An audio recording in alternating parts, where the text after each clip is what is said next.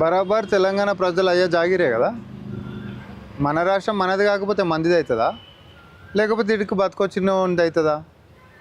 మనం బతకొచ్చినప్పుడు అమ్మలేక ఆదరిస్తున్నాము, అన్నం పెడుతున్నాము, బతకనీకి అన్ని రకాల సౌకర్యాలు కల్పిస్తున్నాము. దాన్ని మన యొక్క చేతగాని తనం లెక్క గిట్ట తీసుకొని మన నెత్తిమీకి ఎక్కి మాకు ఇష్టం వచ్చినట్టు మాట్లాడతాము, నచ్చినట్టు ఆడతాము అని అంటే మరి తెలంగాణ ప్రజలకు కూడా తెలుసు కదా. నేను మళ్ళీ కూడా చెప్తా ఉన్నా, నాయకులకి తెలంగాణ పట్ల ఉంటున్నటువంటి చిత్తశుద్ధి కంటే ఎక్కువ ఇక్కడ తెలంగాణ ప్రజలకి తెలంగాణ సెంటిమెంట్ ఏందో తెలుసు. కాబట్టి ఒక్కొక్కరు పిడికిలు బిగించి 4 కోట్ల మంది మమేకమై ఈ యొక్క రాష్ట్రాన్ని సాధించుకున్నాం. అట్లొచ్చింది తెలంగాణ. పోరాటంతో క్షేత్రస్థాయి ప్రజల్లో చైతన్యంతో తెలంగాణ వచ్చింది. ఆ మనోభావాలని దెబ్బతీసేటటువంటి విధంగా ఏ పరాయి రాష్ట్రం వాడు మాట్లాడినా కూడా దాన్ని ఖచ్చితంగా వాళ్ళకి గట్టి గుణపాఠం అనేటటువంటిది ఇంకా రాజకీయమే చేస్తామని వస్తామని అంటారు.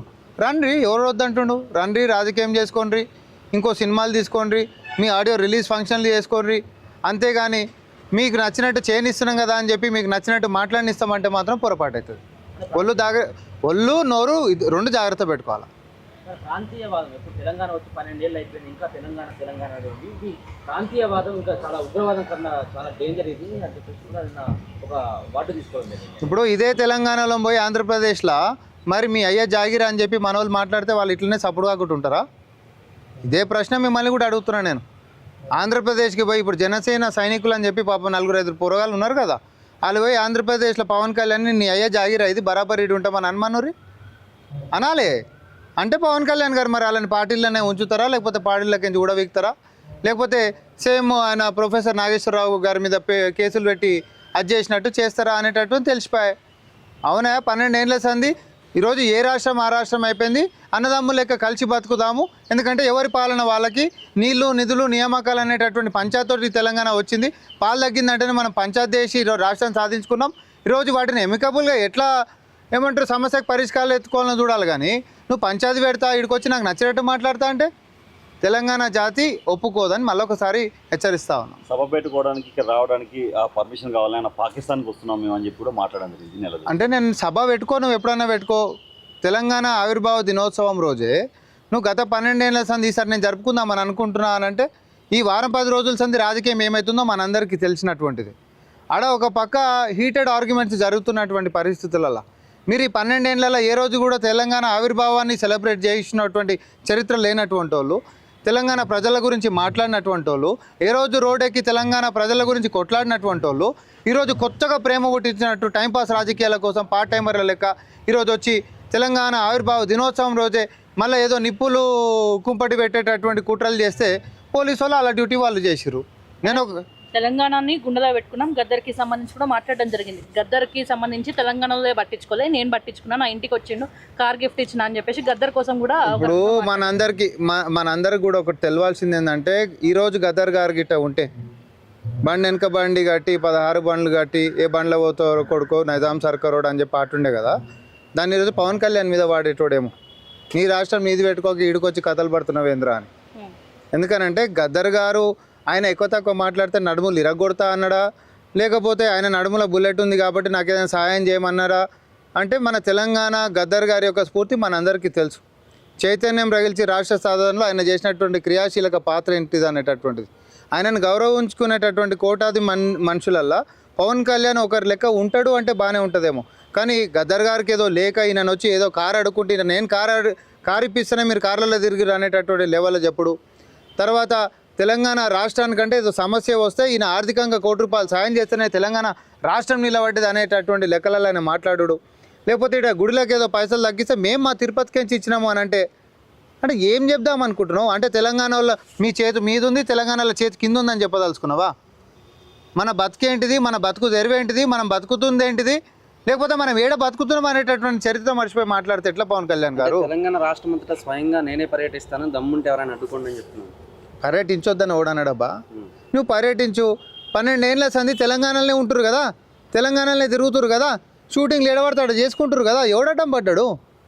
ఇప్పుడు నేను ఆంధ్రప్రదేశ్ అని కూడా బరాబర్ అంతటా తిరుగుతా, నన్ను కూడా అడ్డుకుంటాడు?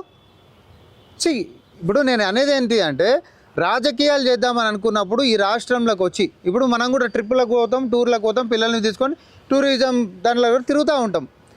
పోయినంత మాత్రాన ఆడికి పోతాము, కావాలంటే ఒక ఇల్లు కొనుక్కుంటాము, ఆడ సెటిల్ కావాలనుకుంటాము, ఒక కొలువు చూసుకుంటాము, అంతే తప్ప ప్రాంతములతోటి పోయి మీ అయ్యే జాగిరా నా బరాబర్ తిరుగుతా అని అంటే ఒకటే లెక్క ఉంటుందా?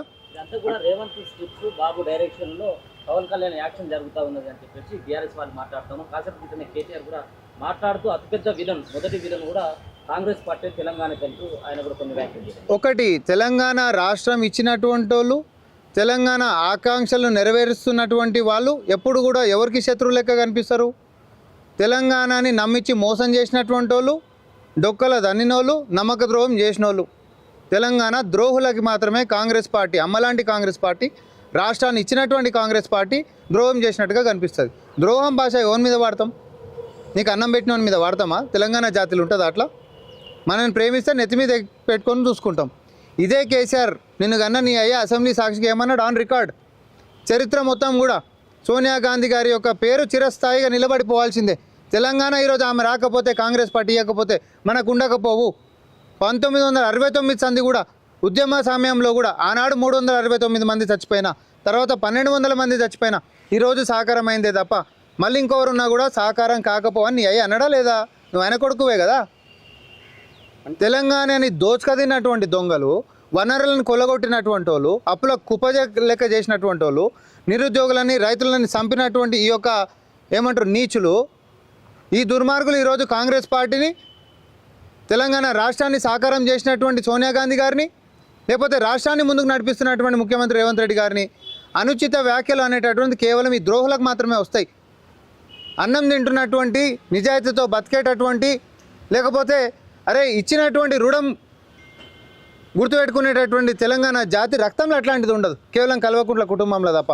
అంటే 2000 మందితో సబ్ పెట్టుకుంటేనే భయపడి నాకు పర్మిషన్ ఇవ్వలేదని చెప్పుకొచ్చింది కదా పవన్ కళ్యాణ్. ఇప్పుడు నువ్వు సభ పెట్టుకుందే 2000 మందికి నీ పర్మిషన్. నువ్వు అంతకుమించి నీదేం సినిమా లేదు ఇక్కడ. నేను అంటున్నాను కదా, మళ్ళీ ఇప్పుడు ఇస్తారు, పెట్టుకోపో, పెట్టుకోపోవా, ఎవడడ్డం పడ్డాడు. ఇప్పుడు గత వారం 10 రోజుల సంది, నేను ముందు కూడా గత చెప్పిన, గత వారం 10 రోజుల సంది జరుగుతున్నటువంటి రాజకీయ పరిస్థితులు ఏవైతే ఉన్నాయో, ఒకడు వచ్చి ప్రెస్ క్లబ్లో పెట్టి బరాబర్ అని చెప్పి వాడేదో డుమ్కీలు ఇచ్చిపోతాడు, బట్టలు దింపుకుంటారు, అది వేరే సంగతి. ఇంకోటి వచ్చేసేస్తాడు, తర్వాత మేము ఏమంటారు మాకు నచ్చినట్టు చేస్తామని అంటాడు. అంటే కొంచెం హీటెడ్గా మీరు అందరికి అర్థం కావాలంటే ఒకటి చెప్తున్నాం. మన గణేష్ చవితి రోజు మనం నిమజ్జనానికి పోతుంటాం. నిమజ్జనానికి పోతుంటే 2 గణేష్లను పెట్టుకునేటట్టు నిమజ్జనం వాళ్ళైనా ఆపోజిట్ బ్యాచ్లు వచ్చినప్పుడు పోలీసు వాళ్ళు ఏం చేస్తారు? ఎదురుగా రర్రని అంటారా? లేకపోతే ఈయనొక దారి ఆనొక దారి పంపిస్తారా? దేనికోసం పంపిస్తారు? గొడవలు కావద్దు, శాంతియుతంగా ఉండాలనేటటువంటి దాంతో తెలంగాణ ఆవిర్భావ దినోత్సవం రోజు అసలే వారం 10 రోజుల సంది కొంచెం హీటెడ్గా జరుగుతున్నప్పుడు, అసొంటప్పుడు నువ్వు వీడికొచ్చి సభలు అడగోలు ఈ పిచ్చి కూతలు ఏమైనా వాగుతావు. మళ్ళీ అది తెలంగాణ సెంటిమెంట్స్ని హట్ చేసేటటువంటిది ఉంటే మళ్ళీ మీ ఈపులోడన చింతపండు చేసిండు అనుకో, మళ్ళీ ఆ బాధ్యత కూడా మా ఆరోపణ కూడా మా మీదే పడుతుంది అనేటటువంటి దాంతో దానికి పర్మిషన్ ఆపినరు. ఇప్పుడు పెట్టుకోపో. అన్న ఇప్పుడు రేవంత్ రెడ్డి నిన్న మాట్లాడిందే మొన్న సభలో పెట్టి మాట్లాడినట్టు ఏమో పరిస్థితి. నేను అంటుంది ఏంటి అని అంటే, దయచేసి మళ్ళీ కూడా చెప్తున్నాము పవన్ కళ్యాణ్ గారికి, మీరు ఇక్కడ నిమ్మలంగా ఉన్నారు, బతికినరు. నిజం చెప్పాలంటే తెలంగాణ జాతి కంటే మంచిగా బతికినరు. ఈ వనరులతోటి మీరే ఎక్కువ బాగుపడ్డారు. ఆయన కూడా మాకు ఎవరికి కూడా కడుపులో మంటలేదు. మేము కడుపులో పెట్టుకొని అభిమానిస్తారు మా పిల్లలు ఇప్పటికి కూడా మిమ్మల్ని. రాజకీయ కోణంలో మిమ్మల్ని ఎప్పుడు చూడలే. సరే, ఒక యాక్టర్ లెక్క చూసిండ్రు, ఒక నాయకుడు లెక్క చూసిరు. మీరు అక్కడ కష్టపడుకుంటూ ఒక డిప్యూటీ సీఎం స్థాయి దాకా పోతే ఆదరించుకున్నారు. అది మా రక్తంలో ఉన్నటువంటిది. ఒకరికి చెడు చేసేటటువంటి రక్తం కాదు తెలంగాణ జాతి, నలుగురికి అన్నం పెట్టేటటువంటిది. కానీ అన్నం పెట్టేటటువంటి అమ్మలాంటి వాళ్ళని, పిల్లల లాంటి వాళ్ళని అందరూ వచ్చి మీ అయ్యా జాగిర్లు అని చెప్పి మాట్లాడితే మాత్రం అభిమానించినటువంటి నీ అభిమానులు అమ్మోరు తల్లి వేషం వేసిండు అనుకో, తర్వాత మీ ఇష్టం. అమ్మ లెక్క ఆదరించడం కూడా తెలుసు ఈ జాతికి, అమ్మోరు లెక్క మళ్ళీ కుట్రలను మొత్తం దంచడం కూడా తెలుసు. ఎవరమైనా చైతన్యంతో కొంచెం మెచ్యూర్డ్గా, మీరు మెచ్యూర్డ్ పాలిటీషియన్ అని చెప్పి మేము నమ్ముతా ఉన్నాం. దయచేసి ఇక్కడ తెలంగాణ ప్రజల యొక్క సెంటిమెంట్స్ని హర్ట్ చేసేటటువంటి విధంగా మీ యొక్క కార్యక్రమాలు ఉండకుండా జాగ్రత్త పడండి. ఎందుకంటే తర్వాత పశ్చాత్తాపపడేది మీరే.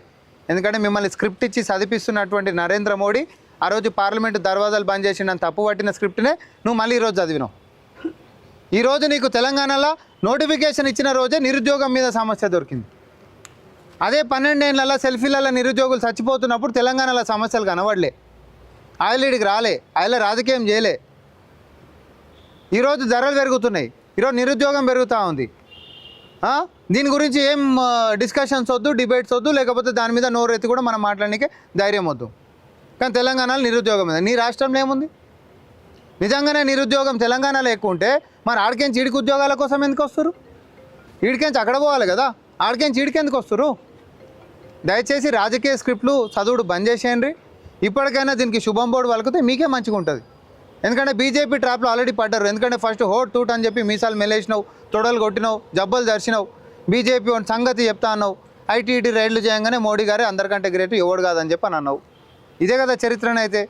బీజేపీకి ఖిలాఫ్గా కొట్లాడినటువంటి పవన్ కళ్యాణ్ ఈరోజు ఐటీ రైడ్లు గీటీ రైడ్లు జరగగానే మోకరిల్లిపోయి అయ్యా మీ బాంచన్ అనాలని చెప్పి ఇక్కడ డైలాగులు కొడుతున్నావు. అయ్యా నీ బాంచన్ అని చెప్పి గుజరాత్కి గులాంలు ఆల్రెడీ కొట్టినావు కదా, కొట్టినందుకే కదా ఈరోజు ఆ స్క్రిప్ట్ చదువుతా ఉన్నావు నువ్వు. ఈడికొచ్చి తెలంగాణ ప్రజల జోలికి వచ్చినా, తెలంగాణ ప్రజల మనోభావాలను దెబ్బతీసేటటువంటి ఏ వ్యాఖ్యలు చేసినా మిమ్మల్ని ఈ ప్రజలు క్షమించరు. అది మీ అభిమానులతోటే మొదలవుతుంది మళ్ళీ చెప్తా ఉన్నా. ఎందుకంటే ఈ ప్రాంతంలో నివసించేటటువంటిది మిమ్మల్ని అభిమానించేటటువంటి అభిమానులకైనా తెలంగాణ ఫస్ట్, తర్వాతనే ఎవడైనా.